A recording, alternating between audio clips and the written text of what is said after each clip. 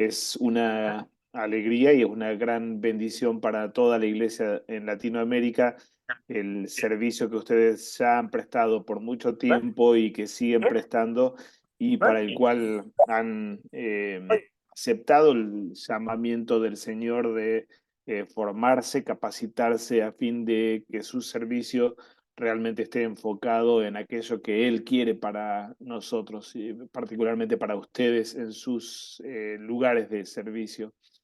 Eh, las invito a tener un momento de oración antes de iniciar y hago un pequeño repaso de lo que habíamos visto en la sesión uno, más que nada pensando en las que se están incorporando esta noche, ¿sí? Oramos. En el nombre del Padre, del Hijo y del Espíritu Santo. Amén. Todopoderoso Dios, tú has llamado a tu iglesia para que testifique que en Cristo te has reconciliado con el mundo. Permite que por tu Espíritu Santo proclamemos las buenas noticias de tu salvación a fin de que todos los que la escuchen puedan recibir el don de la salvación. Por Jesucristo nuestro Señor. Amén. Amén, amén. Bien, como decía, permítanme hacer una pasada por encima del texto que habíamos considerado en la reunión inicial, más que nada para al menos tener algunos, por un lado, recordar un poquito de lo que habíamos conversado. La idea sería, después de esta revisión de lo visto en la sesión anterior, abrir a las preguntas, si es que hay preguntas o han quedado preguntas en la cabeza o en el corazón de ustedes, en base a lo que habíamos considerado allí el 2 viernes atrás, y entonces podemos abocarnos a la segunda parte, o mejor dicho, en realidad es la tercera parte del documento este. No lo armé en forma de PowerPoint como normalmente lo hacemos para que sea un poco más simpático, así que me van a perdonar por el formato tan frío y académico acá, pero bueno, es lo que tenía armado, hermanas. En nuestra sesión anterior, en la primera sesión 2 viernes atrás, vimos básicamente como dos partes. La primera, conceptos preliminares que personalmente creo que son fundamentales como para poder conversar del tema del lugar de la mujer en la iglesia. Quizá un poquito antes todavía, el estudio este lo habíamos preparado para, para nuestra congregación ahí en Ciudad de México, la congregación de San Pedro, especialmente por un poco la conversación que surgió allí en la congregación a partir de la graduación y consagración de de 3 diaconisas de la congregación. Había casi como surgido una discusión entre algunos miembros, algunos diciendo, bueno, genial, volvemos perdón, podemos tener ahora pastoras entre nosotros, los luteranos, eh, qué bueno que ahora tenemos diaconisas y van a poder hacer una tarea pastoral, básicamente. Y por el otro lado, el otro extremo de algún miembro de la congregación que decía, no, no, la mujer no puede tener ningún lugar dentro de la iglesia. ¿Qué es esto de diaconisas siendo consagradas y siendo puestas en un oficio dentro de la iglesia? Dos voces opuestas, básicamente, ¿no es cierto? Y dos voces con las que como congregación no estamos de acuerdo, como iglesia en el Sínodo de México no estamos de acuerdo, y dos voces que representan posturas de algún modo en oposición o en contrariedad con la comprensión con la que ustedes han sido formadas desde el Seminario Concordia el Reformador en su programa como diaconisas. Por esto vimos la necesidad. Pastor Roberto, una disculpa. ¿Hay forma de que pueda ser un poquito más cercana la letra para los que están desde su celular? Sí, sí, sí, sí. Gracias. Eh, Quizá si me aguantan un segundito, te paso, Samuel, tú ya lo tienes al documento a las dos partes, pero te lo paso enterito en el WhatsApp ahora. Bien, Así, si quieres, lo haces llegar a esto, perfecto, muy al, bien, al, gracias. al Ahora documento mismo lo hago. entero. Mm, Gracias. No, no, más que nada por si hay dificultades para verlo desde la pantalla, sí.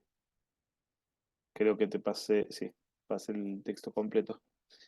No nos vamos a detener en las primeras páginas, sino hoy vamos a estar trabajando la segunda parte del documento. Pero lo que quería revisar con ustedes o solo mencionar, hacer mención de los contenidos vistos en la primera parte. Estaba comentando un poco el contexto de la discusión que había ha animado el estudio este, que no es tal vez totalmente extraño para las iglesias en general, para el contexto en el que ustedes sirven, donde hay una variedad de posturas y tantas veces se piensa y se pregunta y tal vez alguno de ustedes lo haya hecho o lo hace hoy día todavía teniendo preguntas en su corazón de, bueno, ¿por qué no el ministerio pastoral o por qué no las funciones, alguna de las funciones del oficio pastoral para que una diaconisa que está bien formada, que tiene bases teológicas, ejerza la tarea pastoral y aspectos de la tarea pastoral? Por ahí puede que haya algún tipo de preguntas de estas dando vuelta entre nosotros o entre ustedes, o la otra postura opuesta que mencionaba recién de hermanos que miran con mucho temor, con mucha sospecha, eh, el asignarle un oficio, un cargo de oficio dentro de las tareas de la iglesia a mujeres que aparecen, que surgen tal vez entre nosotros con estudios teológicos y con ahora la, la posibilidad y la búsqueda de servir de un modo bien concreto y bien enfocado, como es en el caso del oficio de la diaconía. Este contexto, como digo, sospecho que no es solamente de nuestra congregación en Ciudad de México, sino que es un contexto compartido. En términos más amplios, en la discusión actual dentro del cristianismo y dentro del luteranismo en general, estas preguntas son preguntas que realmente resuenan y muchas veces con mucha fuerza. ¿Por qué no las mujeres pastoras también? O, en el otro extremo, ¿de dónde salió eso de mujeres teniendo un oficio dentro de la iglesia? Nunca habíamos oído eso. Así que ese contexto, como digo, sea como sea en las congregaciones de ustedes, pero dentro del luteranismo son preguntas que han surgido fuertemente, ¿no? Lo que vimos en nuestra sesión inicial fueron dos partes, como decía, una sobre conceptos preliminares que no tratan sobre el tema del lugar de la mujer, pero que sí de alguna forma marcan la cancha en la que necesitamos pensar al tema y ubicarnos, tanto ustedes como diaconisas, como la iglesia toda, para considerar y pensar acerca del tema y responder a las preguntas estas que estaba diciendo recién, tantas veces tan extremas. ¿Por qué no el oficio pastoral para las mujeres o por qué un oficio de diaconías, de diaconisas en la iglesia? El escrito básicamente plantea aquí lo que había preparado eran como afirmaciones numeradas aquí, lo que podríamos llamar tesis y base argumental, el argumento en las escrituras y en las confesiones. La primera de las tesis planteaba que la iglesia es criatura de la palabra, la iglesia depende para su vida y su existencia de la palabra de Dios. Fuera de la palabra no hay iglesia, ni hay vida para la iglesia, ni hay espacio para la iglesia. La iglesia depende de la palabra. De hecho, la iglesia es ese rebaño que reconoce la voz del pastor y que en esa voz del evangelio obtiene vida, luz, salvación. y fuera de ella, pecado, muerte e infierno. Esa voz del Evangelio no es cualquier buena noticia, sino que es el mensaje de salvación por causa de Cristo que fue abierto para la humanidad y que hallamos en las Sagradas Escrituras, no en otro texto, sino en este texto de las Sagradas Escrituras. Esas escrituras son enteras, todas estas escrituras son inspiradas por Dios, como lo sabemos y hallamos en las escrituras, en el mismo testimonio bíblico. Y como inspiradas por Dios, por lo tanto, son la voz de Cristo. No es la opinión de hombres, no es la opinión de hombres sujetos y determinados por una cultura machista o feminista, sino que es la palabra de un Dios que trasciende a nuestros pecados, a nuestras limitaciones y luchas de poder o luchas culturales. Como palabra inspirada que es, tiene algunos rasgos que reconocemos y de los que las escrituras mismas hablan. Ellas no engañan, no tienen error, son inerrantes. Ellas son autoritativas, a ellas hemos de sujetarnos. Ellas son suficientes, no necesitamos agregarle a lo que las escrituras afirman nuevas revelaciones o nuevas perspectivas para darle más claridad a las escrituras. Ellas son de hecho claras o perspicuas. La Biblia es luz, sobre todo lo otro que es tinieblas. No es que nosotros iluminamos a las escrituras desde nuestros progresos o avances culturales o políticos, sino al revés. Nuestras tinieblas son iluminadas por las escrituras y ellas son eficaces. Es decir, con ellas Dios hace su obra extraña de matarnos, de aplastarnos en nuestra pecaminosidad y en la carne que seguimos portando y arrastrando, y en ellas tenemos vida. Dios mismo actúa por medio de ellas, matándonos y dándonos vida.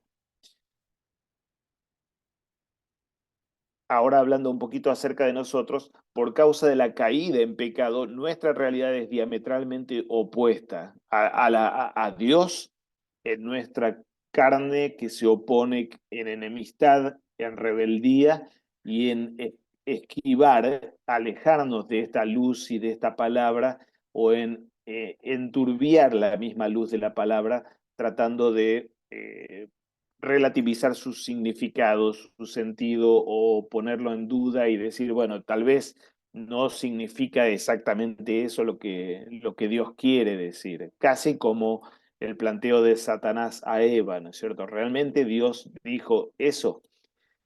De todos modos, como nuevos hombres, como nuevas mujeres, nacemos de arriba del Espíritu y este nacimiento de arriba eh, lucha contra y aplasta nuestro error natural, nuestra rebeldía, nuestra pretensión y nuestras propias tinieblas, haciendo que ilumine en nosotros o que brote en nosotros la certeza, el nuevo impulso de obedecer a su palabra, confiar en ella y gozarnos en el don de esa palabra. La iglesia está en ese ya de la salvación, pero todavía no de la carne que seguimos arrastrando. Y muchos de nuestros temas, muchas de nuestras discusiones o incluso muchos de nuestros proyectos y luchas dentro de la congregación se ven mezcladas en esas dos realidades. Del actuar novedoso y nuevo del Espíritu Santo en nosotros por medio de su palabra, pero de la carne pecaminosa que todos seguimos arrastrando y con la que tantas veces mezclamos, contaminamos o le damos, contaminamos las cosas propias de la iglesia.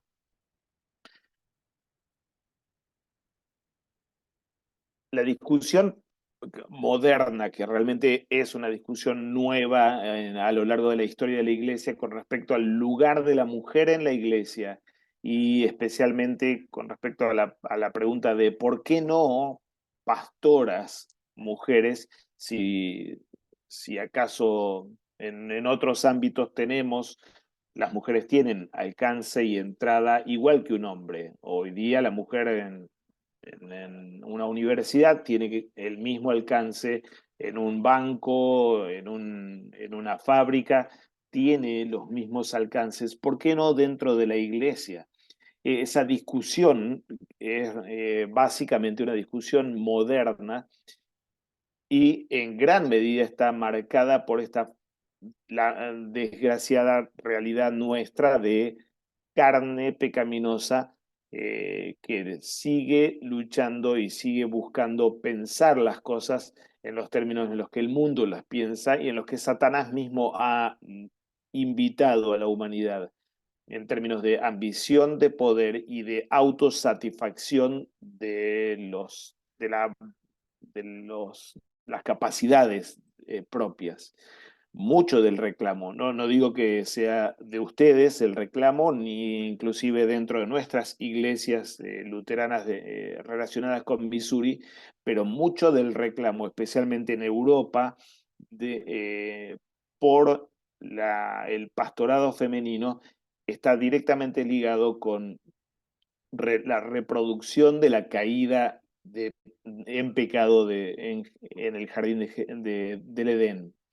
La ambición del poder, la lucha por el poder o el deseo de poder que ha movido tantas veces a mujeres a reclamar su lugar de igualdad de condiciones con el varón o con el hombre también dentro de la iglesia. Como digo, así como esto pasa en el ámbito social, donde quizá no hay ningún problema, ni ningún problema teológico, ni divino necesariamente, pasa también dentro de los límites de la iglesia o de la esfera de la iglesia en torno al ministerio pastoral. el, la discusión del ministerio pastoral femenino al mismo tiempo va directamente al corazón de la administración de los medios de gracia o de los medios por los que la iglesia existe.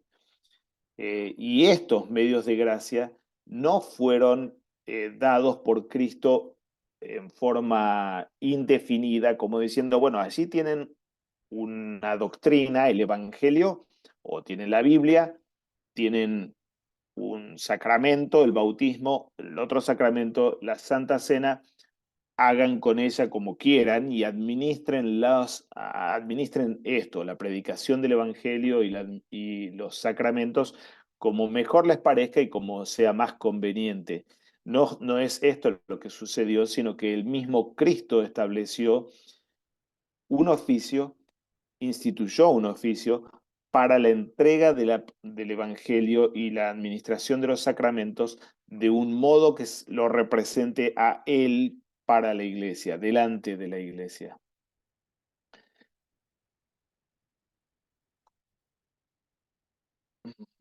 Y a ver.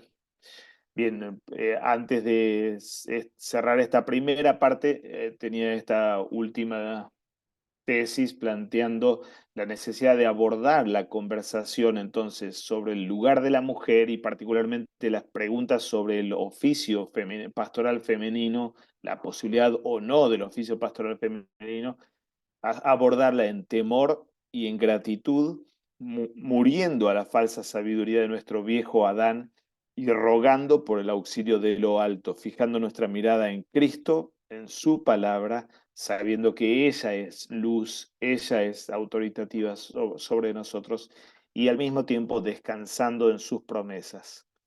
Esta era la primera parte de lo que habíamos visto en la reunión anterior. No sé si hay preguntas o comentarios. Hasta aquí, hermanos, hermanas.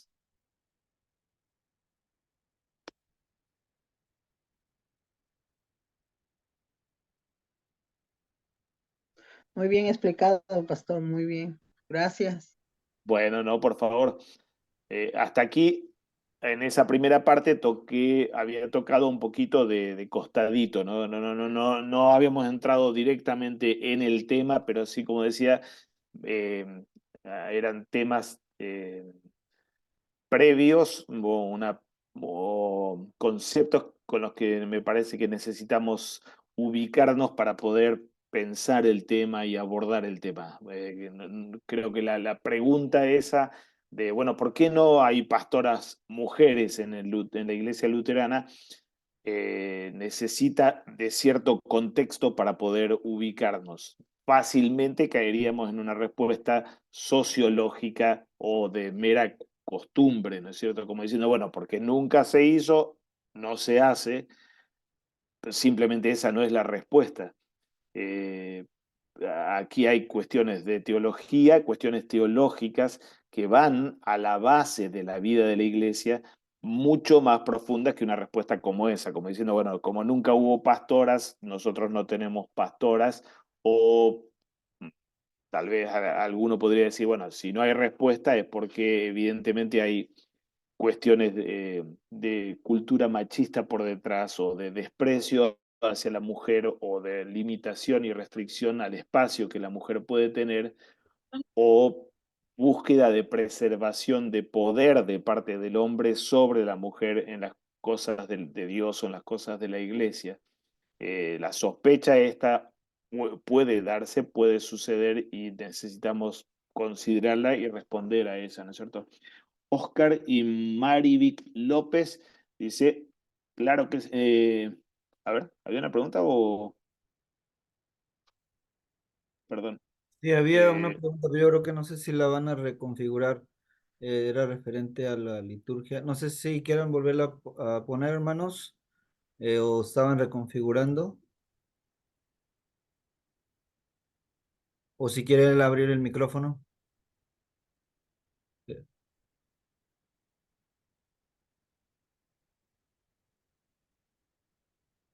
Creo que es bueno, escribir. Si sale mientras... más adelante, ahí podemos Sí, sí, retomar. sí. Buenas Avanzo noches, porque todavía hermano. estamos en la previa. Buenas noches. Buenas noches, Oscar. ¿Cómo está, pastor? Buenas noches, Dios le bendiga. Igualmente, Sí, bueno, iba a escribirlo, pero bueno, no tengo la oportunidad por acá. Mi pregunta se basa sobre todo en la liturgia y las mujeres de la iglesia. Si si es conveniente una mujer leer, eh, en este caso, los pasajes bíblicos, lo que toca las lecturas de este domingo, eh, que no haya tenido, o por ejemplo, que no sea diaconisa, pues una mujer laica sin la preparación como diaconisa, que haya sido llamada, pues. Una mujer puede hacer lectura en el servicio litúrgico. gracias, Oscar. Justo en la reunión anterior había salido una pregunta similar. Tal vez voy rápido a la respuesta, después tal vez si hace falta podemos ampliarla un poquito más. Eh, en sí no es el lugar propio para la mujer la lectura pública en el servicio divino. Eh, de hecho, no es el lugar propio para otro, sino el pastor en su oficio pastoral. El servicio divino tiene un lugar central para la vida de la iglesia porque precisamente así se administran públicamente la palabra y los sacramentos, y es el pastor ordenado quien debe hacer esto, no solamente por institución divina o porque Cristo instituyó al oficio para esto, y esta es la función central del oficio pastoral o del pastor, sino al mismo tiempo porque las escrituras, y como las consideramos las confesiones reflejando el sentido propio de las escrituras, eh, no habilitan al ejercicio público o a la administración pública de la palabra y los sacramentos, salvo aquellos que han sido ordenados o propiamente insertados en el oficio público. Artículo 14 de la Confesión de Augsburgo, por ejemplo, y aquí no estamos hablando de algo así como un reglamento interno entre luteranos, sino de la doctrina divina confesada allí en la Confesión de Augsburgo, indica nadie que no haya sido propiamente llamado, que no haya sido propiamente llamado, puede administrar la predicación del Evangelio y la administración de los sacramentos. La lectura de las escrituras es parte de esa administración de la palabra o la administración pública de la palabra que le pertenece propiamente al oficio, para lo cual existe el oficio pastoral. El apóstol Pablo en 1 Timoteo, también recordábamos ese texto en la reunión anterior, 1 Timoteo capítulo 4, le indica a Timoteo, el apóstol Pablo, a qué o a dónde poner la mirada y la atención o dónde concentrar su tarea durante la ausencia del apóstol o mientras él estaba esperándolo.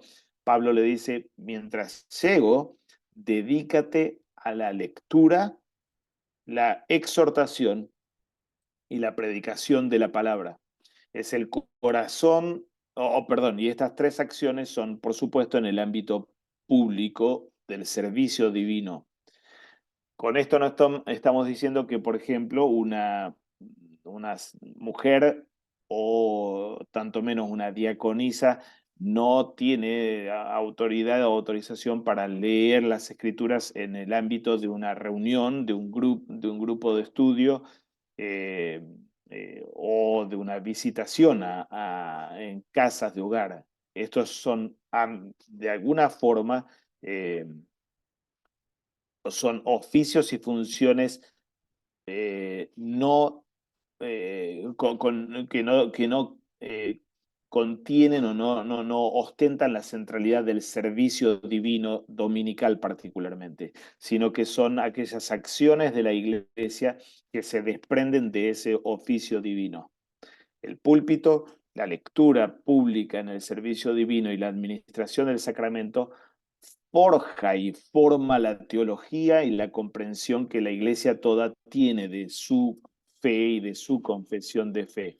Y va entonces la iglesia a volver a casa, a ir a los distintos lugares, las diaconisas yendo a servir aquí, allá, enseñando a los niños y alentando y consolando a las mujeres por aquí y por allá, y de la misma forma los padres de familia haciendo su tarea, esto desbordándose de lo que sucede en el servicio divino, donde Cristo mismo se entrega a la iglesia en palabra y sacramentos, y el pastor, puesto en el oficio de Cristo por la ordenación, por el llamamiento propio, eh, actúa o funge en lugar de Cristo para la iglesia. La lectura pública no es una cosa externa neutra en la lectura pública en el culto, sino que es parte de la voz de Cristo que el mismo pastor en el lugar de Cristo debe ejercer propiamente, ¿no? Eso lo sé, no es la práctica común hoy día, pero sí fue la práctica común del luteranismo hasta el siglo pasado. Solamente los pastores ordenados, así como ellos administraban el sacramento, también leían, hacían las lecturas públicas, ¿no? Después, si quieren, podemos volver a esto, que tal vez es un tema puntual. Así podemos abordar nuestro tema, o lo que sigue en el tema un poquito más general o más básico, si se quiere, ¿no?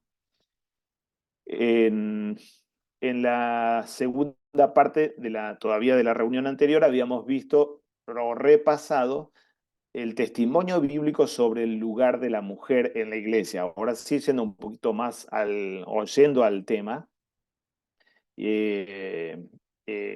pero revisándolo en términos bastante sucintos, si se quiere. Otra vez son tesis y el argumento debajo en base a uno o algunos textos de las Escrituras. La mujer disfruta pleno acceso a la salvación obtenida por Cristo.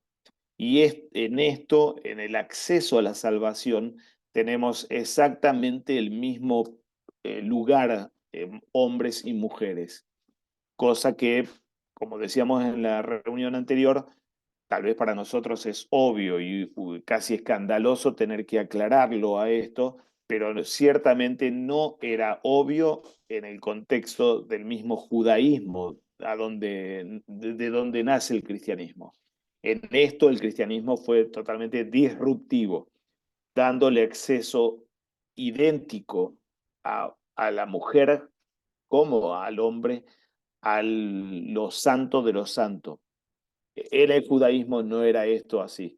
Y piénsenlo solamente con el siguiente ejemplo, que podríamos dar muchos otros ejemplos, pero piénsenlo simplemente con la estructura que tenía el templo de Jerusalén, en el que teníamos como círculos concéntricos en el plano del templo. Si ustedes buscan en sus Biblias, van a poder encontrar en alguna Biblia de estudio un plano de cómo era el templo de Jerusalén en el Antiguo o también el templo de Jerusalén en el Nuevo Testamento.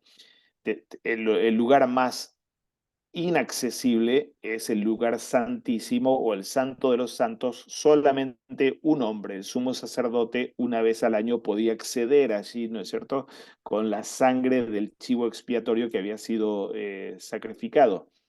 El lugar un poquito más afuera, segunda esfera, círculo de santidad, era el lugar santo, donde ninguno podía acceder salvo los sacerdotes todos los días para ofrecer los sacrificios diarios. Un poquito más amplio en la esfera, el tercer círculo, si se quiere, era el atrio de los varones judíos, donde solamente los hombres tenían acceso delante del mismísimo santuario para llevar las ofrendas y participar en parte del rito del culto. Las mujeres tenían su atrio un poco más afuera. No tenían acceso a estar delante del santuario. Sí estaban en el templo, en el espacio del templo, pero no estaban delante del santuario. Estaban del otro lado de la pared o de la puerta, en su propio atrio, justo antes del siguiente atrio, el atrio de los gentiles, de los paganos, que podían acercarse hasta la propiedad del templo, la explanada del templo, pero ciertamente no tenían ningún acceso al santuario en sí, ¿no es cierto? Esto, solo para poner como ejemplo, esta disposición de los lugares dentro del santuario manifestaba el lugar ambiguo en el que la mujer estaba ubicada dentro del reino de Dios y dentro del disfrute de la vida religiosa o de la vida de pueblo de Dios en el Antiguo Testamento. Por supuesto, esto hace escandaloso al trato que Jesús le da a la mujer, conversando doctrina, enseñando doctrina no solamente a hombres, sino a mujeres, y dándole en muchos casos Jesús y los apóstoles un lugar de suma importancia en la misma conversación doctrinal. Lo tenemos a Jesús sentándose en el pozo en Samaria, conversando con la samaritana, Jesús privilegiando a las mujeres en la experiencia de ver al resucitado y de anunciar la resurrección de Cristo en el primer día de la Pascua, o los apóstoles teniendo y dando un espacio, en particular Pablo, dando un espacio de suma importancia a muchas mujeres. Febe, la diaconisa Febe y varias otras realmente ocupan un lugar de suma importancia en el oficio apostólico o en la vida de la iglesia. Entonces, de que la mujer tiene el mismo acceso y pleno acceso a la salvación, para nosotros es tal vez algo no sorprendente, obvio, pero no para el contexto en el que el Nuevo Testamento aparece y habla acerca de la nueva vida en Cristo. La siguiente tesis o la siguiente afirmación era que al hablar de la vida nueva en Cristo, el Nuevo Testamento pone un claro énfasis en la vocación familiar de la mujer como esposa y madre de familia. Piensen por un momento en las tablas de deberes cristianos que tenemos en muchas de las cartas paulinas, como Pablo enfatiza especialmente el rol materno y el rol de esposa, de madre de familia para las mujeres cristianas, exaltando especialmente el ejemplo de, como lo hace Pedro, el ejemplo de Sara o el ejemplo de mujeres dedicadas a la vocación creacional de esposa y de madre. En la esfera de la estructura eclesiástica, el Nuevo Testamento simplemente no permite el ministerio pastoral femenino. Hay dos textos del apóstol Pablo que ahora voy a leer porque son base para lo que hoy vamos a hablar en la tercera sección del escrito. Dos textos del apóstol Pablo que son explícitos en esta censura. 1 Corintios 14, versículos 33 al 38, Pablo escribe: Dios no es Dios de confusión, sino de paz. Como en todas las iglesias de los santos, vuestras mujeres callen en las congregaciones, porque no les es permitido hablar, sino que estén sujetas como también la ley lo dice. Y si quieren aprender algo, pregunten en casa a sus maridos, porque es indecoroso que una mujer hable en la congregación. ¿Acaso ha salido de vosotros la palabra de Dios o solo a vosotros ha llegado? Si alguno se cree profeta o espiritual, reconozca que lo que os escribo son mandamientos del Señor. Mas el que desconoce esto es desconocido. 1 Timoteo 2, varios años después, una década después, el mismo apóstol Pablo escribe: la mujer aprenda en silencio con toda sujeción, porque no permito a la mujer enseñar ni ejercer dominio sobre el hombre, sino estar en silencio. Porque Adán fue formado primero, después Eva. Y Adán no fue engañado, sino que la mujer, siendo engañada, incurrió en transgresión. Pero se salvará engendrando hijos si permanece en fe, amor y santificación con modestia. Palabra fiel. Brevemente repaso los conceptos que habíamos traído aquí con respecto a estos dos textos. Hoy vamos a abrir un poco más el paquete de estos dos textos, especialmente. Por eso me detuve en leerlo y quisiera así repasar muy rápido lo que comentábamos en la reunión anterior. Los dos textos confrontan prácticas bastante descontroladas en Corinto y en la iglesia de Éfeso, a donde Timoteo estaba sirviendo como hombre apostólico. La práctica descontrolada estaba íntimamente ligada con las costumbres paganas de las sacerdotisas. El oficio religioso en el mundo pagano, especialmente así en torno al mar Egeo, Grecia y Asia Menor, era un oficio ejercido por mujeres.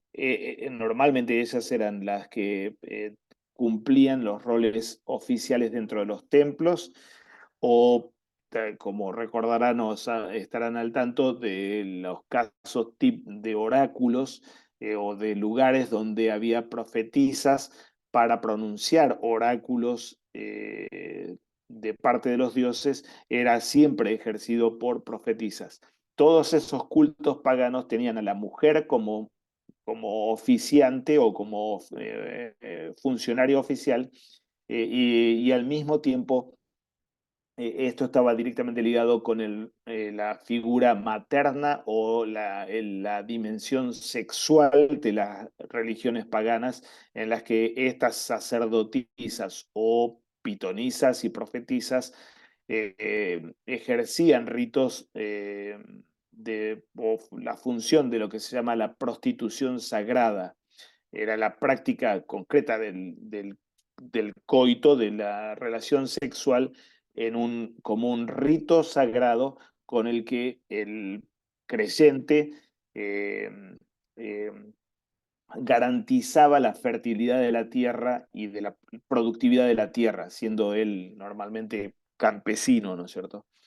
Eh, por esto la centralidad de la mujer en los templos paganos. Ahora, en Corinto y en Éfeso, esas iglesias nacieron en ese mismo contexto de paganismo y estaban totalmente acostumbradas a que la mujer tenga el lugar principal y central dentro de la iglesia. Y efectivamente es lo que estaba pasando allí en las dos iglesias, Corinto y Éfeso, a donde Pablo escribe primera, o para lo que escribe primera Timoteo.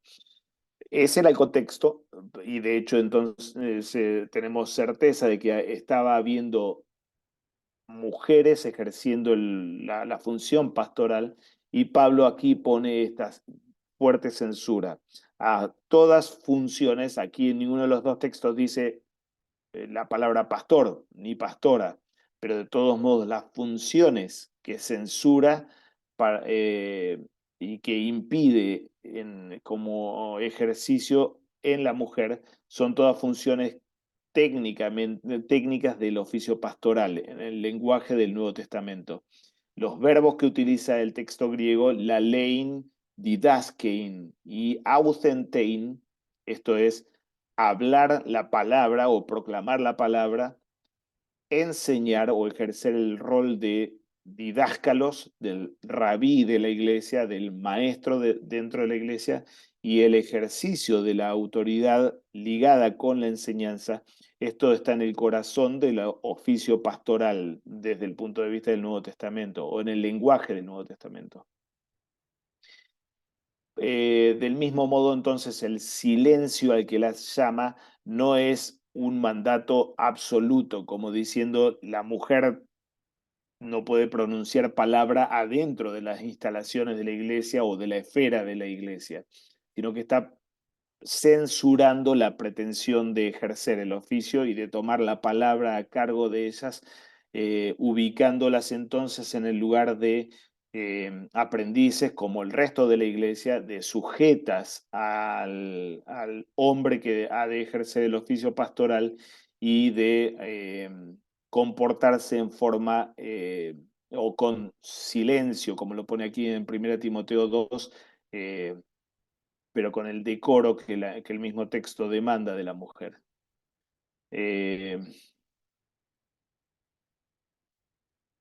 Bueno, hasta ahí el repaso de esa afirmación número 16. La siguiente era un poquito más positiva. En la esfera de la estructura eclesiástica, no obstante, la mujer sí ejerció oficios auxiliares más o menos formales, como el oficio de profetisa, como lo vemos en el libro de Hechos, capítulo 21, el evangelista Felipe tenía 7 hijas que eran profetisas. El oficio de diaconisa, como 1 Timoteo capítulo 2 lo indica claramente, perdón, capítulo 3, y el oficio de viuda, que es algo muy similar al de diaconisa, aunque particularmente pensado para mujeres que estaban despojadas del soporte o del sustento de la familia, que iban a depender totalmente de la iglesia y que dedicaban entonces su vida, su tarea y especialmente su tiempo para orar y para servir al prójimo dentro de la esfera de la iglesia. Eh, Muy bien, eso había sido lo que consideramos en la reunión anterior. Otra vez abrimos a preguntas o comentarios de esta segunda sección que recién repasamos, con el lugar que el Nuevo Testamento sí le da y el lugar que no le da a la mujer, puntualmente con la cuestión del oficio pastoral. No sé si hay preguntas, hermanas.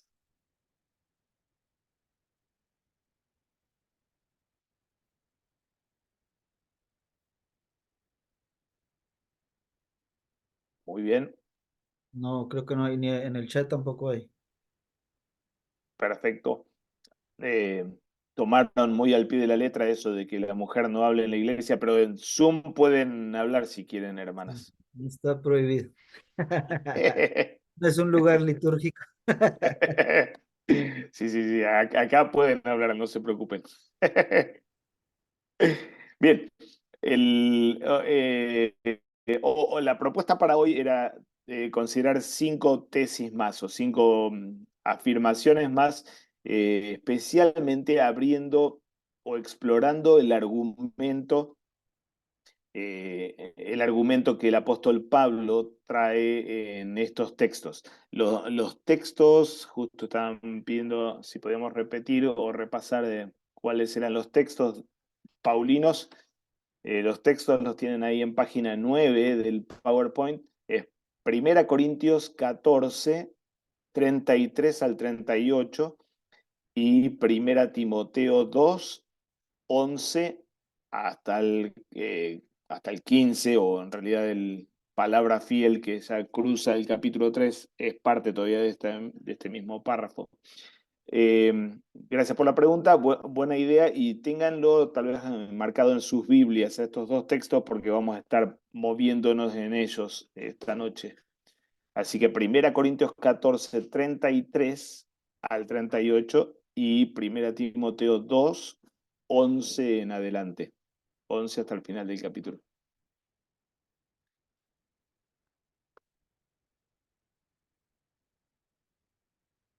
Eso, gracias Diana.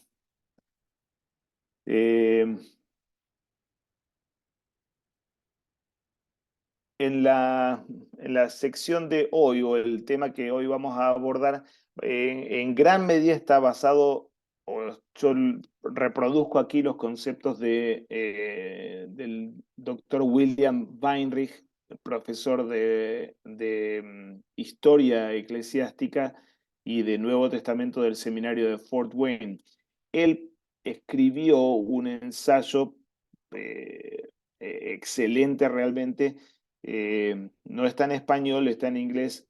El título en español sería No le es dado a la mujer enseñar. Weinrich tiene básicamente el siguiente planteo. Eh, Indica mucho de lo que habíamos repasado anteriormente, diciendo, en la iglesia de todos los tiempos, nunca hubo el planteo este que hoy día la iglesia tiene que enfrentar, de por qué no mujeres en el ministerio pastoral. Esto realmente dentro del contexto de la iglesia eh, cristiana, o la iglesia que confiesa la fe verdadera, la fe trinitaria, dentro del contexto de las iglesias trinitarias es un fenómeno moderno, directamente ligado con todo el movimiento de liberación que hoy día eh, está tan en boga, y que lo llamamos el movimiento feminista con otros términos también, ¿no es cierto? Esto no es nuevo tampoco para nosotros. Bastante antes de que hayamos nacido, o cuando tal vez muchos de nosotros nacimos, ahí empezó a haber una insistencia muy fuerte dentro de la iglesia durante el siglo pasado, particularmente de iglesias históricamente ortodoxas, con el planteo de, bueno, ¿por qué no sacerdotisas dentro de Roma? ¿O por qué no pastoras dentro del luteranismo o dentro de la iglesia, de las iglesias reformadas? No es novedad esto en ámbitos heterodoxos, es decir, en sectas en la iglesia antigua, como mencionábamos recién, muy afectadas e influidas por el paganismo, especialmente en los primeros siglos, y en movimientos más sectarios después de la Reforma, especialmente con la Reforma Radical, que fue movimientos o como los padres del pentecostalismo, por ejemplo, o de ideas directamente anticristianas, antitrinitarias. En esos movimientos posteriores a la Reforma sí hubo la entrada del oficio o del ejercicio de mujeres en el liderazgo de esos grupos, pero no en las iglesias ortodoxas, como digo, o en las iglesias trinitarias. Esto es un fenómeno propio del siglo pasado, empezó en el siglo pasado y que, bueno, hoy día más vale que sigue siendo fuerte. En muchas iglesias es simplemente un hecho y un hecho establecido, ¿no es cierto? Esta discusión o esta conversación que estamos teniendo entre nosotros, para muchos luteranos liberales de Europa, por ejemplo, es más o menos como cosa de la prehistoria, ¿no es cierto? Realmente algo sería increíble que se converse de esto todavía en algunas iglesias liberales que simplemente eh, ya resolvieron el tema y ya avanzaron hacia el pastorado femenino o pastorado de homosexuales o de lesbianas también, ¿no es cierto? No es este el caso nuestro, pero de todos modos sí, como digo, tenemos voces entre nosotros. Weinrich lo que plantea es, por un lado, esto, lo novedoso para las iglesias ortodoxas de un tema como este, y por el otro lado, el hecho que evidentemente los argumentos simples con los que la iglesia había establecido la práctica normal, Pablo dice en 1 Corintios 14 que no, y en 1 Timoteo que no, listo, es palabra de Dios y la iglesia se ajusta a la palabra de Dios. Ese argumento evidentemente está dejando de ser suficiente en la conversación. En gran medida porque las presuposiciones con respecto al lugar que tiene la palabra, a la autenticidad o al carácter inspirado de la palabra de Dios, dejó de tener el valor entre muchos que siempre tuvo. ¿Sí? Entonces, más que un problema solamente ligado con si es posible o no es posible que la mujer sea pastora, hay por detrás mucho de relativización del valor de la palabra de Dios. Esto demanda que la iglesia reafirme su comprensión de la palabra, qué creemos con respecto a ella y cómo nos posicionamos frente a la palabra, pero al mismo tiempo nos invita a explorar un poco mejor los argumentos o más abrir el paquete de los argumentos que el apóstol Pablo plantea en esos dos textos de 1 Corintios 14 y 1 Timoteo 2. Así que ahí vamos con las tesis. Como digo, en gran medida reproducen conceptos de Weinrich, pero no solamente los de él. En los dos textos, 1 Corintios 14 y 1 Timoteo 2, en los dos textos paulinos que impiden el ejercicio femenino del oficio de la predicación, el apóstol no se limita en realidad a establecer su mandato o instrucción, sino que presenta al menos dos tipos de argumentos, los cuales obviamente pretenden persuadir al lector, a los lectores, a sujetarse a la instrucción en obediencia. Los tipos de argumentos que tenemos en ambos textos son similares. Pablo pone el no y dice por qué no. El primer tipo de argumento que plantea es el de la autoridad divina de la instrucción que él está dando. Esto no es una opinión suya como hombre confiable y autoridad dentro de la iglesia. No es Pablo quien dice esto, sino que él indica el origen divino de esa instrucción. Y el segundo argumento es lo que se llama el orden de creación, de lo que vamos a hablar casi todo el resto del rato que nos queda. Así más adelante vamos a abrir esto, así que no me adelanto todavía.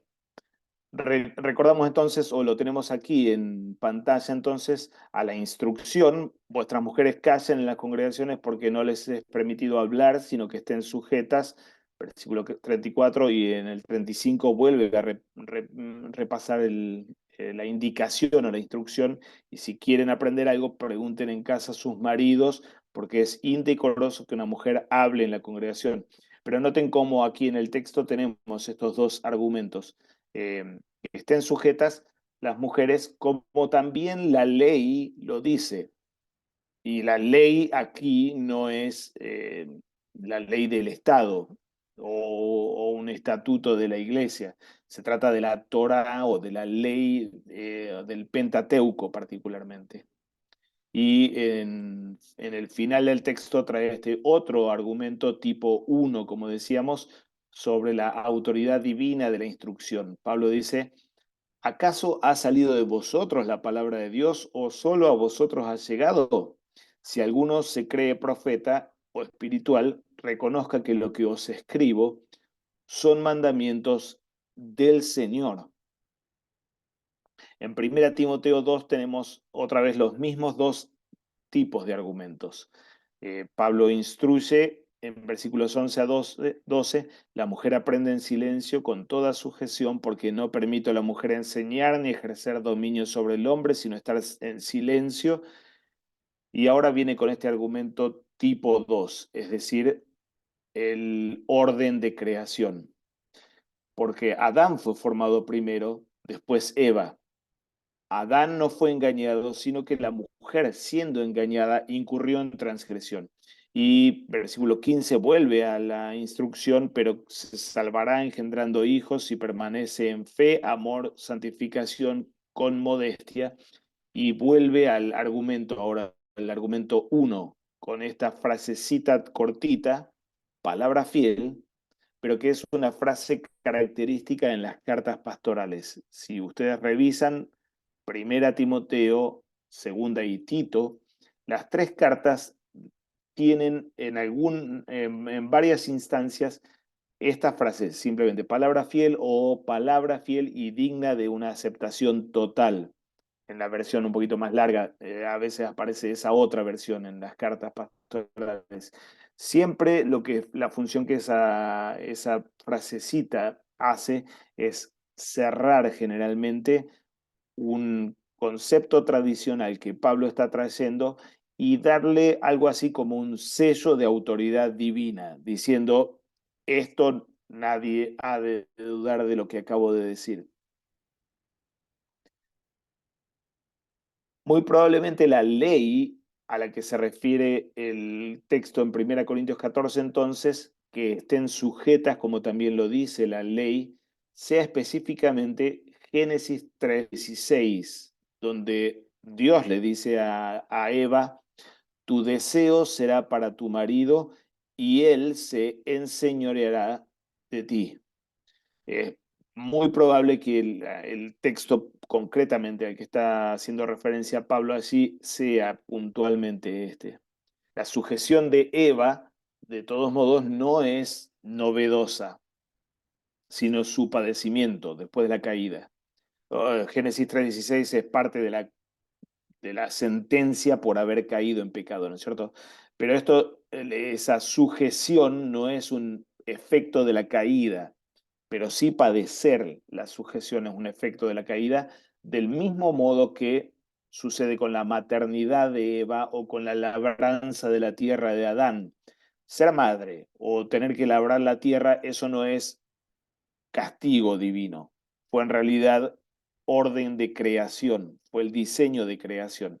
Del mismo modo, la sujeción de Eva no es un efecto de la caída, sino que fue parte del plan de creación, solamente que todo esto, divino, perfecto y gozoso, tener una estructura jerárquica, ser madre, ser trabajador de la tierra, todo eso que Dios había diseñado para gozo de la humanidad se vuelve ahora un motivo de padecimiento, tanto para Adán como para Eva. De la misma forma, Génesis 2, antes de la caída, y Génesis 3, después de la caída, son puestos en la misma vereda en 1 Timoteo capítulo 2 como descripción del orden creacional. El fatídico error indicado en 1 Timoteo 2:14, diciendo, no fue Adán el que fue engañado, sino Eva, siendo engañada, cayó en transgresión. Ese fatídico error consistió en la reversión de roles. pues no era Eva quien debía confrontar a Satanás, sino Adán, a quien le había sido confiado y dado el mandato de no comerán de este fruto, en Génesis 2:16. Dios había dado la palabra a Adán, y quien toma la palabra para interpelar y confrontarse con Satanás no es Adán. Él abandona su rol de pastor y de padre de familia, y Eva asume este rol. Así, el argumento tipo 2, que es el orden creacional, forma una unidad refiriéndose al llamado, a este llamado orden de creación. Es decir, la caída no trajo, como decía aquí en el puntito E, la caída no trajo ese orden de creación como efecto o como castigo divino o como una situación deteriorada de la humanidad. Eh, la caída trajo el padecimiento de todo esto y el transformar ese orden de creación en castigo sobre la misma humanidad. Eh, Esto va a ser importante para más adelante. ¿Qué es el orden de creación? Cada uno de los dos relatos de creación proporciona material relevante para entender la estructura relacional entre el hombre y la mujer establecida por Dios mismo. Y esto es antes de la caída en pecado. Génesis 1, por ejemplo, Génesis 1, 26 al 27, entonces dijo Dios, hagamos al hombre, en hebreo, Adam, a nuestra imagen, conforme a nuestra semejanza, y creó Dios al hombre, Adán, a su imagen. A imagen de Dios lo creó. Varón y hembra lo creó. Varón en hebreo, tzakar, y hembra en hebreo, o mujer en hebreo, nekeba. El texto hebreo utiliza tres términos diferentes, noten así en lo que recién veíamos. El propio nombre del esposo de Eva, Adán, es utilizado aquí como un término que abarca a los dos géneros. Adán significa humano, podríamos decir. Un término genérico, aquí utilizado en forma genérica, ¿no es cierto? Y ese término, Adán, entonces abarca a ambos géneros, Sakar, varón, y Nekeba, mujer. La estructura del texto hebreo no indica en realidad dos momentos diferentes de creación. Primero, un humano abstracto sin género y después la diversificación en humanos en dos géneros, sino un único momento de creación de una humanidad binaria, varón y mujer.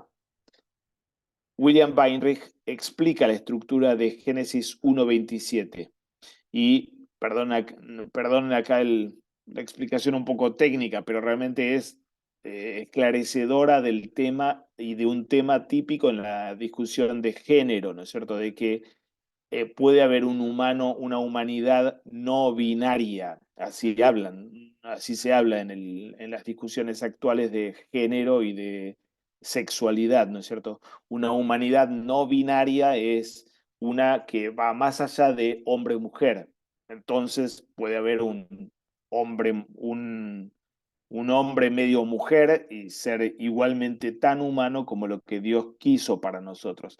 No, el texto aquí está trayendo un argumento fundamental en contra de esa idea, afirmando el carácter binario, es decir, de dos términos o dos formas de ser humano, varón o mujer.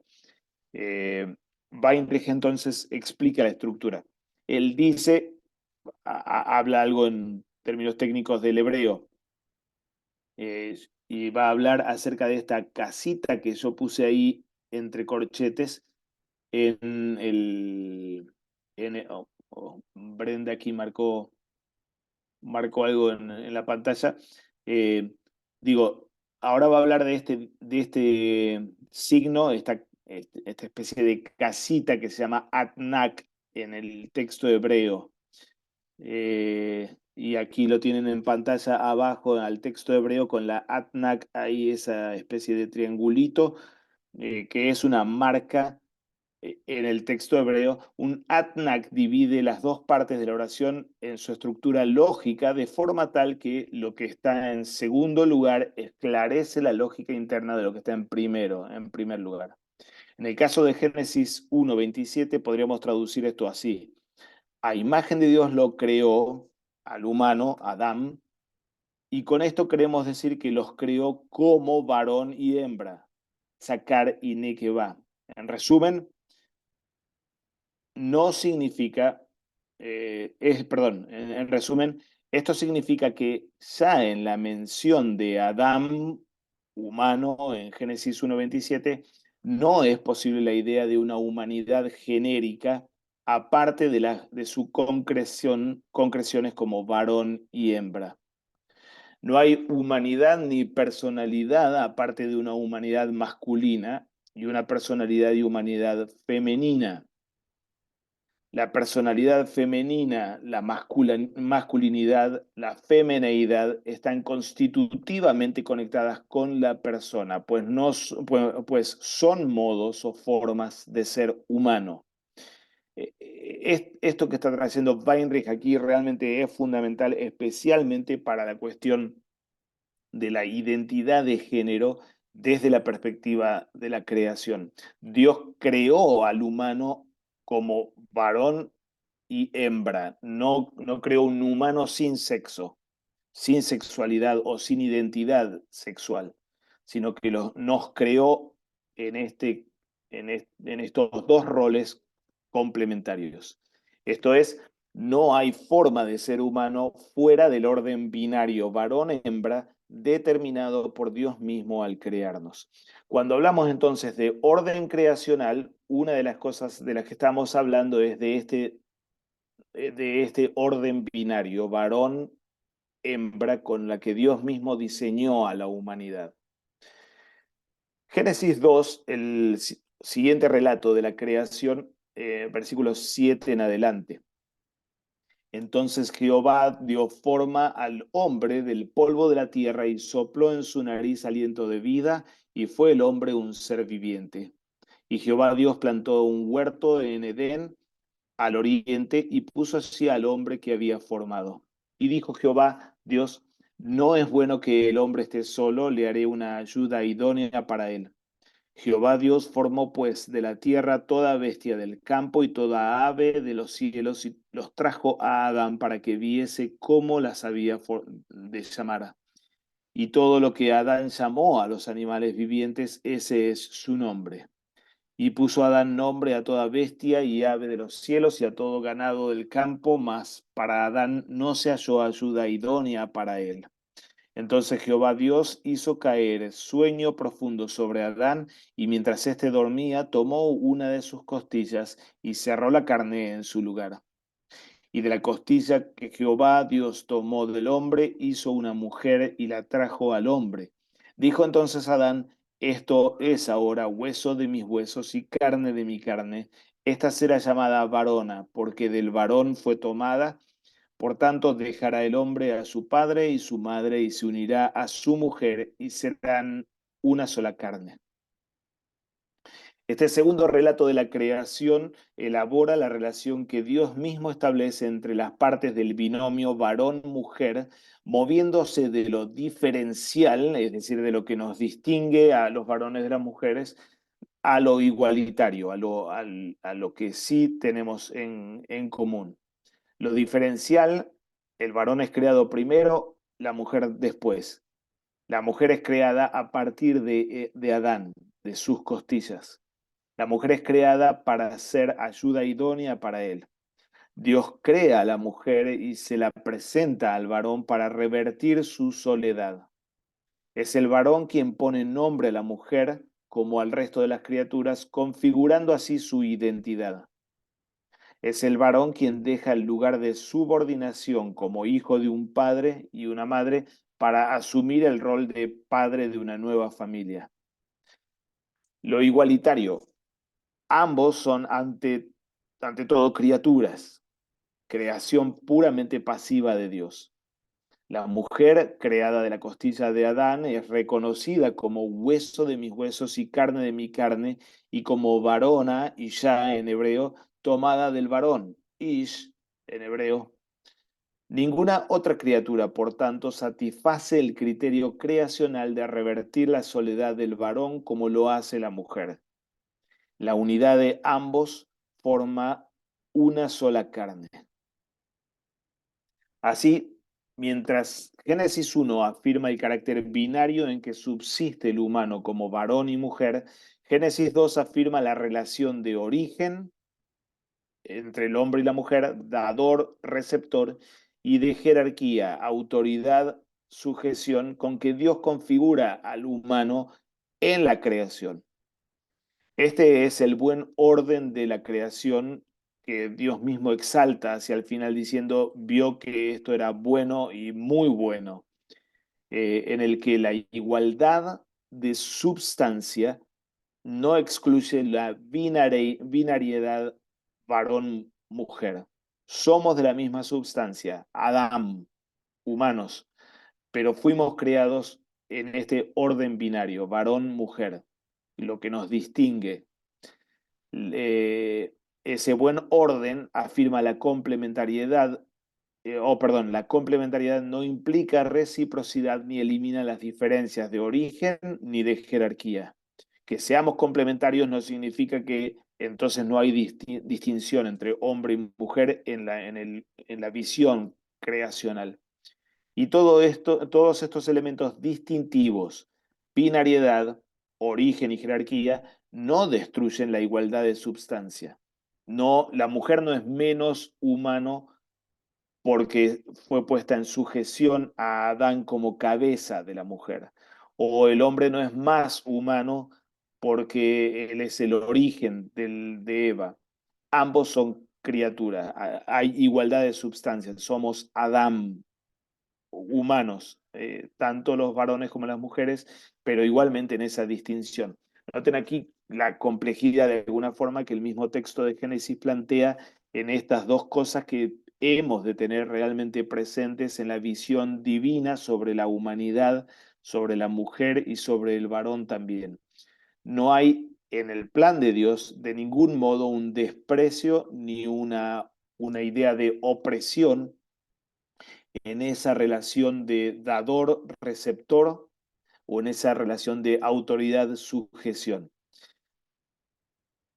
Hay tanta opresión y perversión aquí como habría opresión y perversión en la idea de que Dios es creador y nosotros sus criaturas.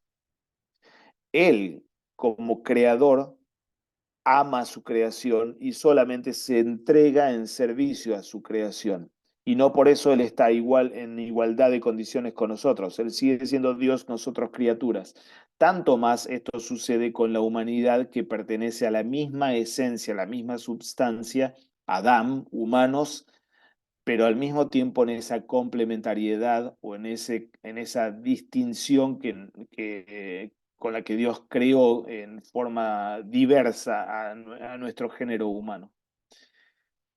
El apóstol Pablo articula estos conceptos propios del orden de creación de Génesis 1 y 2 utilizando el concepto de cabeza, kefalé en griego, en relación a su cuerpo, soma en griego, para afirmar la unidad cabeza-cuerpo que se ejercita en entrega y cuidado, relación de origen, y en autoridad-sujeción, relación de jerarquía, de la que ya hemos hablado recién en Génesis 1. Noten lo que dice en 1 Corintios 11 y en Efesios 5, grandes textos sobre esta imagen de cabeza-cuerpo. Pero quiero que sepáis que Cristo es la cabeza de todo varón, y el varón es la cabeza de la mujer, y Dios la cabeza de Cristo. Todo varón que ora o profetiza con la cabeza cubierta afrenta su cabeza, pero toda mujer que ora o profetiza con la cabeza descubierta afrenta su cabeza. Este es el varón, porque lo mismo es que si se hubiese rapado. Porque el varón no debe cubrirse la cabeza, pues él es imagen y gloria de Dios, pero la mujer es gloria del varón. porque el varón no procede de la mujer, sino la mujer del varón, y tampoco el varón fue creado por causa de la mujer, sino la mujer por causa del varón. Por lo cual la mujer debe tener señal de autoridad sobre su cabeza por causa de los ángeles. Pero en el Señor ni el varón es sin la mujer, ni la mujer sin el varón. Porque así como la mujer procede del varón, también el varón nace de la mujer, pero todo procede de Dios. El mismo apóstol escribe en la carta a los Efesios: las casadas estén sujetas a sus maridos, a sus propios maridos, como al Señor, porque el marido es cabeza de la mujer. Noten aquí utilizando el mismo término, kefalé, así como Cristo es cabeza de la iglesia, la cual es su cuerpo, y Él es su Salvador. Así que como la iglesia está sujeta a Cristo, así también las casadas lo estén a sus maridos en todo. Maridos, amad a vuestras mujeres, así como Cristo amó a la iglesia y se entregó a sí mismo por ella, para santificarla, habiéndola purificado en el lavamiento del agua por la palabra, a fin de presentársela a sí mismo, una iglesia gloriosa que no tuviese mancha, ni arruga, ni cosa semejante, sino que fuese santa y sin mancha. Así también los maridos deben amar a sus mujeres como a sus mismos cuerpos. El que ama a su mujer, a sí mismo se ama. Porque nadie aborreció jamás a su propia carne, sino que la sustenta, la cuida, como también Cristo a la iglesia, porque somos miembros de su cuerpo, de su carne y de sus huesos. Por esto dejará el hombre a su padre y a su madre, y se unirá a su mujer, y los dos serán una sola carne. Grande es este misterio, mas yo digo esto respecto de Cristo y de la iglesia. Por lo demás, cada uno de vosotros ame también a su mujer como a sí mismo, y la mujer respete a su marido. Tesis 20, lejos de quedar anulado con la redención, este orden de creación es reafirmado y llevado a su verdadera realización por medio de Cristo. Tal como fue indicado previamente respecto del emblemático texto de Gálatas 3:28 en la sesión anterior, aquel texto que dice: no hay varón ni mujer, porque todos vosotros sois uno en Cristo Jesús. Digo, tal como fue previamente indicado con respecto a ese texto, el apóstol nunca pone a la redención de Cristo en contra de la creación. Gálatas 3:28 no significa que Dios eliminó el orden de la creación, sino que está afirmando el mismo acceso, el acceso igualitario de varones y de mujeres, como también de griegos y judíos y de esclavos y libres en Gálatas 3:28. Entonces, repaso aquí. Las escrituras no ponen la redención de Cristo en contra de la creación y en contra del orden de creación del que habíamos visto en Génesis 1 y 2. En contra de este error propio de las herejías antiguas del gnosticismo y el maniqueísmo, las escrituras todas y nuestras confesiones luteranas dejan en claro que la redención en Cristo no golpea en contra de la buena creación divina, sino todo lo contrario. La redención es su liberación de la corrupción del pecado y la muerte y su consecuente restauración. Lo que Cristo hace no es eliminar lo que hizo al crearnos, sino restaurar lo que Él hizo al crearnos. Todavía más, el Nuevo Testamento establece una relación tipológica. Aquí recordarán seguramente de sus estudios de Antiguo Testamento o del Nuevo Testamento también el concepto de tipo, antitipo. En el Antiguo Testamento tenemos muchas figuras que anuncian lo que Cristo vendría a hacer. Por ejemplo, el sacrificio del Cordero en la Pascua es una imagen que profetiza cómo Cristo, el Cordero de Dios con mayúscula, sería sacrificado para liberarnos. A eso se llama tipo, al Cordero del Antiguo Testamento, y antitipo se lo llama a Cristo, porque ahí hay una relación de profecía, aquel cordero, el animal sacrificado en Egipto, profecía y cumplimiento, Cristo, ¿no es cierto? De eso hablamos cuando decimos relación tipológica, ¿no? Así que todavía más, no solamente no anula la creación Cristo, sino que el Nuevo Testamento establece una relación tipológica entre creación y redención, entre el primer Adán y el segundo Adán, Cristo. Pablo habla de Cristo como nuevo Adán en Romanos 5, Corintios 15 especialmente, textos recomendables para echar una mirada después. De esta forma, la redención obrada en Cristo dio cumplimiento efectivo al propósito y diseño creacional. Dicho en otros términos, Dios hizo lo que hizo al crear por causa y a la luz de la redención en Cristo, tal como lo indica Colosenses 1, por ejemplo. Él, Cristo, es la imagen del Dios invisible, el primogénito de toda la creación. Es decir, la creación sale de Cristo mismo. Él es el prototipo para la misma creación. Porque en Él fueron creadas todas las cosas, las que hay en los cielos y las que hay en la tierra, visibles e invisibles, sean tronos, dominios, sean principados, potestades. Todo fue creado por medio de Él y para Él. Y Él es antes de todas las cosas. Y todas las cosas en Él subsisten. Y Él es la cabeza del cuerpo que es la iglesia, Él que es el principio, el primogénito de entre los muertos, para que en todo tenga la preeminencia. Es a esto a lo que se refiere Pablo al afirmar que Cristo es la cabeza de todo varón, pues aquel primer Adán, el del jardín de Edén, fue moldeado a imagen de Cristo. Esto es, el primer varón fue configurado como lo que es, como lo que fue, como tal, para profetizar en su propia identidad de varón y de cabeza de la mujer, la identidad de Cristo como cabeza de la nueva humanidad de la iglesia y esposo de la iglesia. Existe entonces una relación íntima y positiva entre el orden de creación, en el que Adán es cabeza, esposo de Eva, y cabeza, padre de la humanidad, y el orden de redención en el que Cristo es cabeza, esposo de la iglesia, y cabeza, primogénito de la nueva humanidad.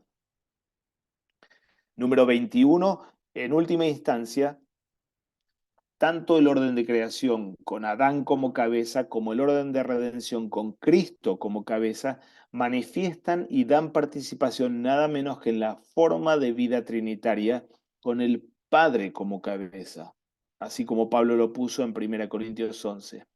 Es nuevamente Pablo en 1 Corintios 11 quien indica este trasfondo último y máximo que está por detrás del orden de creación, de la binariedad, es decir, ser varón-mujer, de la relación de origen y efecto o de jerarquía, cabeza, cuerpo o autoridad y sujeción.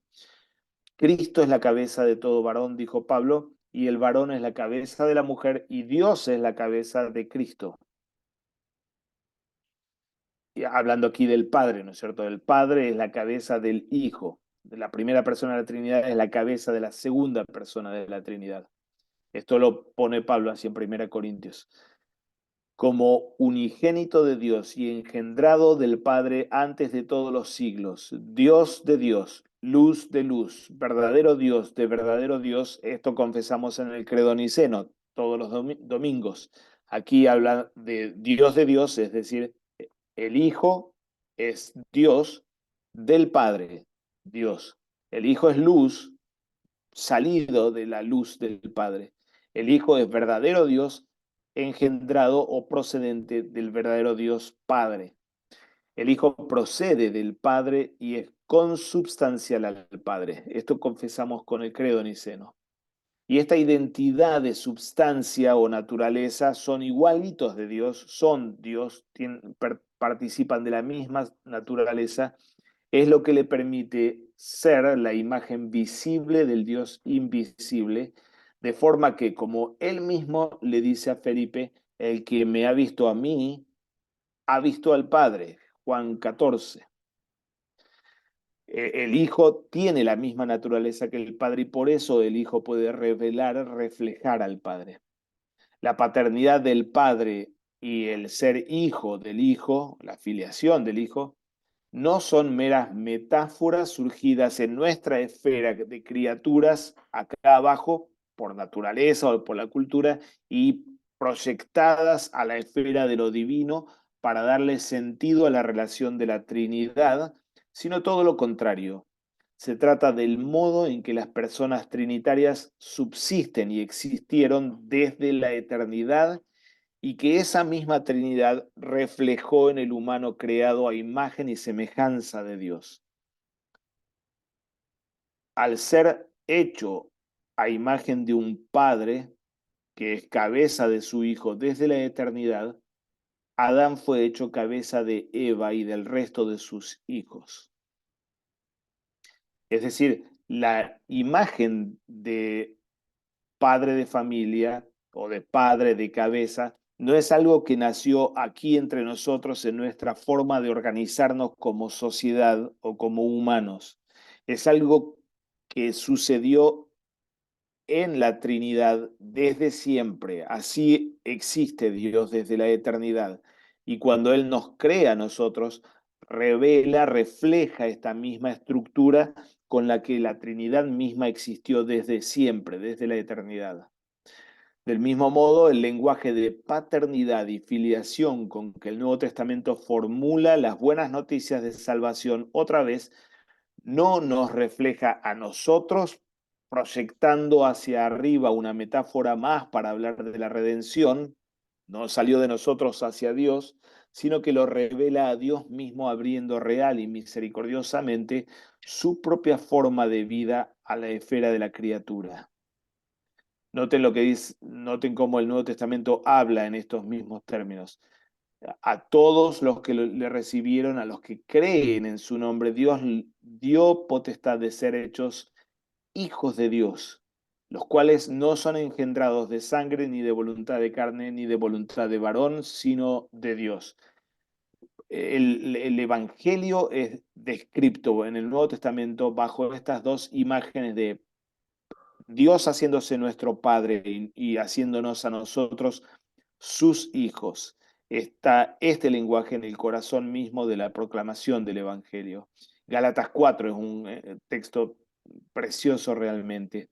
Pero cuando vino el cumplimiento del tiempo, Dios envió a su Hijo, nacido de mujer y nacido bajo la ley, para que redimiese a los que estaban bajo la ley, a fin de que recibiésemos la adopción de hijos. Y por cuanto sois hijos, Dios envió a vuestros corazones el espíritu de su Hijo, el cual clama, Abba Padre. Así que ya no eres esclavo, sino hijo, y si hijo también heredero de Dios por medio de Cristo. Y Juan en su primera carta celebra diciendo, mirad cuál amor nos ha dado el Padre para que seamos llamados hijos de Dios. Por esto el mundo no nos conoce, porque no le conoció a Él. Amados, ahora somos hijos de Dios. Y aún no se ha manifestado lo que hemos de ser, pero sabemos que cuando Cristo se manifieste, seremos semejantes a Él, porque le veremos tal como Él es. Por lo tanto, la estructura binaria varón-mujer y de origen y jerarquía que caracteriza el orden de la creación refleja la forma de vida en que la Trinidad existe y subsiste desde la misma eternidad. Las relaciones de procedencia entre las personas trinitarias y su unidad de substancia, y profetiza el orden de redención por el que somos insertados en la vida trinitaria como hijos adoptivos del Padre, coherederos del unigénito y esposa del Cordero. Número 22, ya estamos terminando, hermanos. La masculinidad del Hijo de Dios encarnado es, por tanto, constitutiva de su oficio como revelador del Padre y redentor de la humanidad. Para redimir a la humanidad entera, judíos y griegos, esclavos y libres, varones y mujeres, Dios Hijo no asume una naturaleza neutra, no binaria, que no sería nuestra naturaleza, como lo hemos visto, sino que nace como varón, aunque no por la cruza azarosa de los cromosomas, que justo le dio X e Y por casualidad.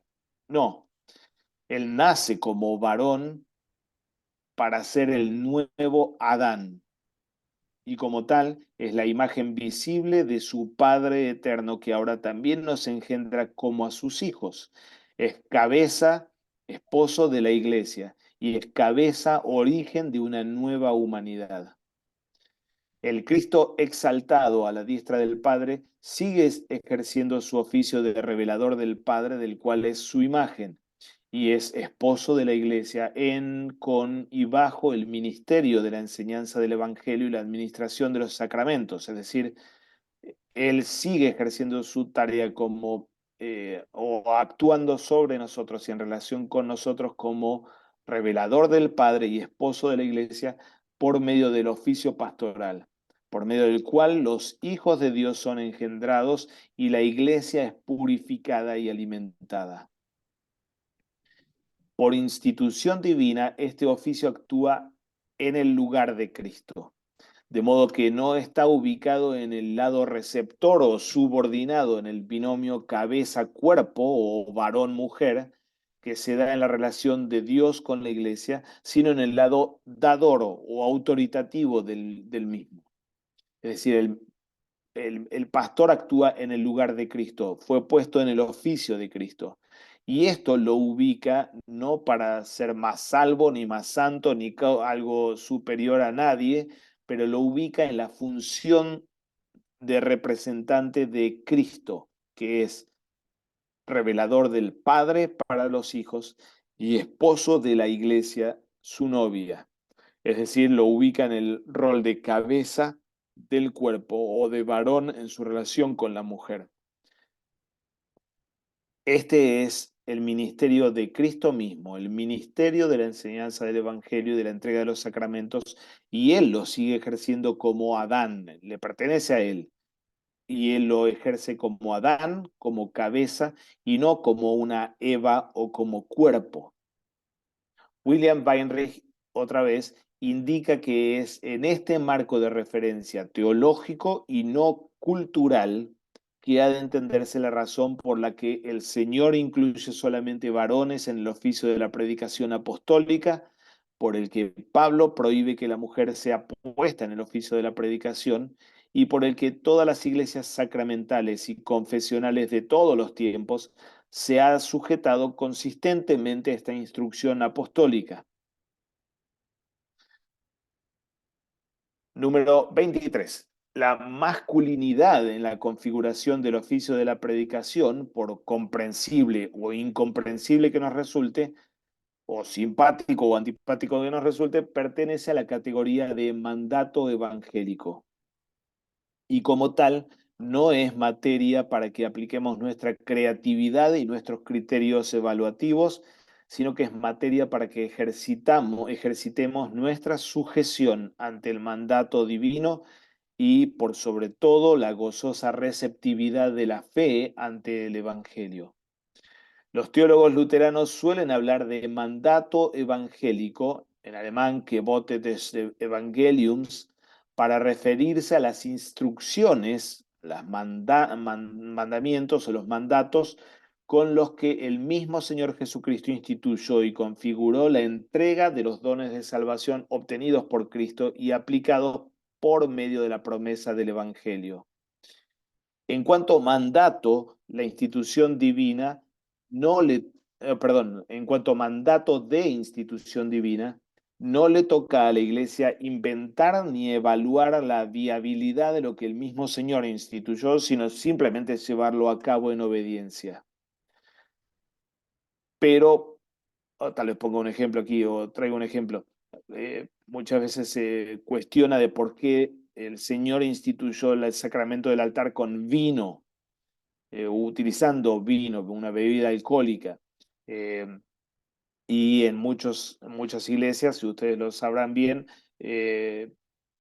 por los temores o pruritos morales, se reemplaza el vino con jugo de uva. Pues simplemente no, es un mandato de institución divina el uso del vino como elemento para el sacramento del altar. No es un espacio en el que como iglesia podemos inventar, simplemente el Señor lo ha dado para salvación y la iglesia lo aplica y utiliza como el mismo Señor lo instituyó. Pero por cuanto se trata de un mandato instrumental al Evangelio, a la entrega de la salvación obrada por Cristo, la Iglesia y cada miembro de ella no recibe esta instrucción como un yugo aplastante, sino como verdadera fuente de consuelo, de gozo y de certidumbre. Es Cristo mismo quien configuró por medio del mandato y la promesa al oficio de la predicación, para que la iglesia disfrute la certeza de que quien la purifica y alimenta es su esposo divino, para que nadie que recibe la predicación y los sacramentos abrigue la menor duda de que quien la acoge como hijo en el bautismo es el mismísimo Padre Celestial, y quien la incorpora en su nueva humanidad es la misma cabeza, el nuevo Adán, Jesucristo. ¿Y qué es esto? Hallar a Dios como Padre y ya no como juez airado, hallar al Hijo como nuestro esposo y nuestra cabeza, y ya no como un completo extraño, sino la médula y el corazón mismo del Evangelio de Salvación. La masculinidad del Hijo encarnado y de su oficio ejercido por medio de la Iglesia es, por tanto, parte del diseño y configuración con la que Dios quiere asegurarnos su paternidad divina y con la que el Hijo quiere confirmarnos su unión marital y corporal con nosotros. Así, lejos de ser un desprecio discriminatorio contra la mujer, esta masculinidad del Hijo encarnado y del oficio de la predicación es afirmación de su aprecio receptivo del que somos privilegiados tanto varones como mujeres por igual. Hermanos o hermanas, gracias por la paciencia, la larga paciencia. Era mucha cosa para leer aquí, pero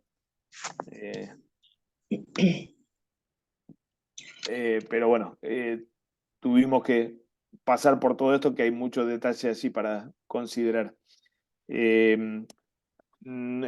Abrimos ahora a comentarios o preguntas o dudas que tengan, si quieren. Muy bien.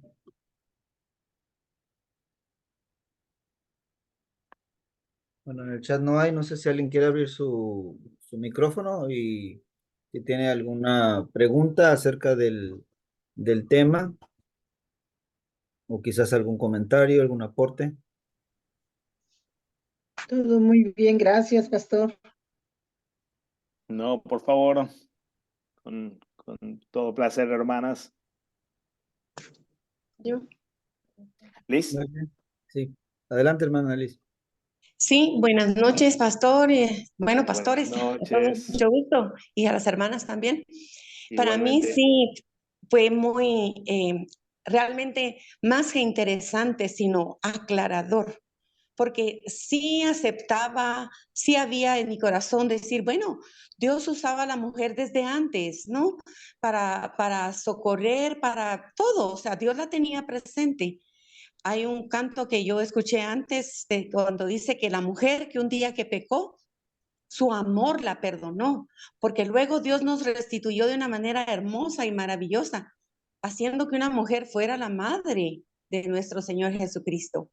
Pero hoy fue muy aclarador para mí y muchas gracias, porque eso pues es perfecto para nosotros cuando Dios confirma su palabra en nuestro corazón. Así que muchísimas gracias, pastor, y buenas Qué noches. bueno, qué bueno. Muchas gracias, Liz. Me alegro mucho, mucho y realmente deseo con todo mi corazón que sea para firmeza de todos, para seguridad de dónde estamos ubicados, cuál es el espacio en el que Dios sí nos quiere y nos quiere utilizar. Toda vocación realmente tiene su dignidad, no por el honor delante de los hombres, ni por la honra con la que vemos o deshonra con la que consideramos las vocaciones, sino por quién instituye ese espacio y quién diseñó ese espacio para nosotros, que es nada menos que el Dios Trino, en el amor al crearnos como lo que nos creó, hombres, mujeres, y en el amor en el que Él nos llama en su llamamiento como bautizados, bautizadas, como pastores, diaconisas o otros oficios u otros lugares dentro de la iglesia también, ¿no es cierto? Quizá mucho de esa lucha de deshonra y de búsqueda de honor o de poder nos contagia tantas veces y nos confunde tantas veces frente a la claridad con la que Dios afirma cada lugar en su particularidad, pero al mismo tiempo en la dignidad que tiene, porque para Él es digno el oficio que cada uno cumple. Como Lutero lo ponía, especialmente contra la soberbia de los monjes, una y otra vez en el Catecismo Mayor, como lo recordarán seguramente, Lutero en el Catecismo Mayor siempre le da duro a los monjes cartujos, que hacían mucho alarde de su vestimenta, de toda la pompa de la liturgia que utilizaban para sus ritos inventados, despreciando al laico, despreciando a la iglesia y a las vocaciones normales, cotidianas y creadas por Dios. Y Lutero al revés dice, no, una jovencita, una doncella que le cambia los pañales a un niño, ella está haciendo una obra infinitas veces más digna y más honrosa que los malvados cartujos, malditos cartujos, que se jactan en cosas que Dios mismo no diseñó. Pero esa niña, esa doncella sí está sirviendo en una vocación que Dios mismo diseñó. Y eso le da toda la honra, toda la dignidad que tiene cada una de las vocaciones, ¿no es cierto? Creo que en este tema también tantas veces, bueno, quizá tenemos dudas con toda la inocencia y con todo el derecho de tenerlas, esas dudas o esa falta de certeza o de si está bien o está mal cuál debería ser nuestra práctica como iglesia, pero muchas veces sin quererlo nos contagiamos de esa búsqueda de poder o de lucha por poder o el deseo del poder que caracteriza a todo negocio en el mundo y a todas las movidas que suceden en el mundo secular, ¿no es cierto? No así con Dios. Dios es Dios sirviendo y entregándose. Y Dios nos creó no sin jerarquías creacionales ni sin orden y diversificación creacional, pero no para dañarnos ni aplastarnos, no para abusarnos unos sobre otros, ni estar intentando escalar por las ventanas a un lugar que no nos pertenece, sino a cada uno en su lugar eh, para entrega, como el mismo Jesucristo lo hizo con su propia vida y con su propia entrega hasta la muerte. Cada uno es puesto en el lugar en el que fue puesto por diseño de creación y por el llamamiento que el mismo Señor está haciendo a cada uno de ustedes para descender a la necesidad del prójimo, no para ascender a la dignidad de la pompa o de la gloria, ¿no es cierto? Pero bueno, gracias Liz por sus palabras. Gracias a usted, pastor. Buenas noches. Me alegro mucho. Buenas noches. Bueno, no sé, ¿alguien más, hermanos? Sí, buenas noches, Luz María desde Venezuela. Buenas noches, Luz María.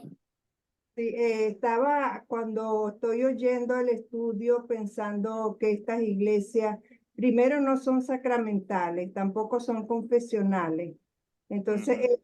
abren puerta a toda una serie de distorsión de las escrituras y van permitiendo progresivamente todos estos cambios, buscando innovar y de algún modo torcer las escrituras como es. Si vemos allí en el capítulo de 14 de Primera de Corintios, cuando habla allí de la mujer en sujeción, todo ese capítulo habla del don de lengua, ¿verdad? El orden Ujú. que debe haber en la adoración pública, en el servicio. Correcto, Es otra parte. correcto. Y cuando está hablando allí en Gálatas que ya no hay varón ni griego, ni judío, ni rico o pobre, es porque antes precede, dice, por el bautismo somos hijos de Dios y revestidos de Cristo. Entonces, el torcer las escrituras y dar pie a esto está en un descenso y en una parte, pudiéramos decir, degenerativa de lo que es Ujú. la palabra de Dios. Entonces hay que tener especial cuidado con eso. Y gracias Excelente. por la invitación que nos hacen. Por favor, nuestro privilegio, Luz María. Excelente el punto que trae Luz María. Noten cómo, especialmente la argumentación que hemos visto esta noche, simplemente no tiene lugar y no tiene cabida en una comprensión no sacramental de la Iglesia. Solamente porque los sacramentos son sacramentos, es decir, porque es la presencia de Cristo dándose para perdón y salvación del humano, es que el oficio pastoral funciona en ese polo del cabeza, o en el lado, en el oficio del mismo Señor que es cabeza de la iglesia, que es el esposo de la iglesia, y que revela al Padre, que adopta y que engendra nuevos hijos. Ahora, si los sacramentos no son nada de esto, solamente son símbolos, la iglesia se trata de otra cosa y sirve para otra cosa y la historia que tenemos entre nosotros pasa por totalmente otro lado. Y obviamente todo lleva a una comprensión de ascenso a Dios y ascenso entre nosotros para ver quién queda más cerca de Dios en esa escala ascendente. Esa no es la iglesia de las Escrituras. La iglesia de las Escrituras es la iglesia, el rebaño que recibe de Jesucristo todos los dones que fueron abiertos por su muerte y resurrección para nuestro perdón, para nuestra vida y salvación. Y eso es una historia de descenso. Él viene a nosotros en palabra y sacramentos para dársenos con todos sus dones. Y solamente aquí, en esa historia de descenso, es donde el oficio pastoral tiene un lugar, no para escalar, sino al contrario, para la entrega de los dones que Cristo mismo instituyó, y como quien actúa en lugar de un Cristo que es esposo de su cuerpo, que es cabeza de su cuerpo, un Cristo que ejerce su tarea en, bajo la estampa de la masculinidad, no de la femineidad. ¿No? Él no actúa como una esposa para la iglesia, él no actúa eh, como una hija para un padre.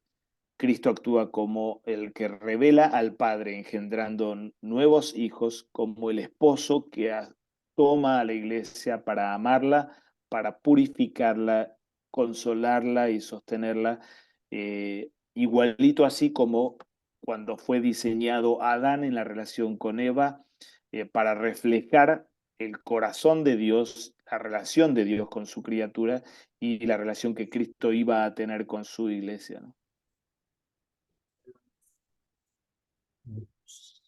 Gracias, pastor. Favor. Bueno, Quizás queda espacio para alguna última pregunta. De mi parte sí, no sé si hay preguntas todavía, hermanos. Bueno, queda el escrito así. Creo que Samuel, tú lo pudiste hacer llegar Sí, lo a- compartí con el grupo que tenemos, bueno, de las de hermanas de México México, y con y Daniel lo va a compartir Daniel. con los grupos que ya Está tiene en bien. sus países. Buenísimo, buenísimo. Así que bueno, si gustan fuera después de esta noche, en cualquier momento contactarse con mucho gusto. Por ahí hay mucho dato e información y argumentación metido ahí que necesita también proceso. Así que con gusto y bueno, estamos para servirles, hermanas, desde la tarea en el seminario y lo mismo desde la tarea en nuestro instituto de la Iglesia de México. Muy bien. Bueno, pues muchas gracias, Pastor Roberto, por compartirnos este estudio. Gracias a todas las hermanas que están participando. Que el Señor les bendiga ricamente. Y bueno, pronto estaremos también por ahí compartiendo acerca de el siguiente clase que vamos a estar, o el siguiente curso que vamos a estar compartiendo también. Por ahí vamos a estar mandando también las fechas y todo. Pero bueno, que el Señor les bendiga ricamente desde sus lugares donde están sirviendo a cada una de ustedes. Y bueno, que no sea la primera y última vez que podemos tener este momento de unidad y de aprendizaje, y ojalá que podamos tenerlas nuevamente. Que el Señor les bendiga, que pasen buenas noches. Gracias, Pastor Gracias. Samuel, también por la meditación inicial. Buenas noches. Gracias, Buenas noches. gracias, Gracias, hermanos. hermanos. Muchas gracias, mucho. Que el Señor las Buenas noches, bendiga. bendiciones. Buenas noches. Bendiciones. Muchas Gracias. gracias.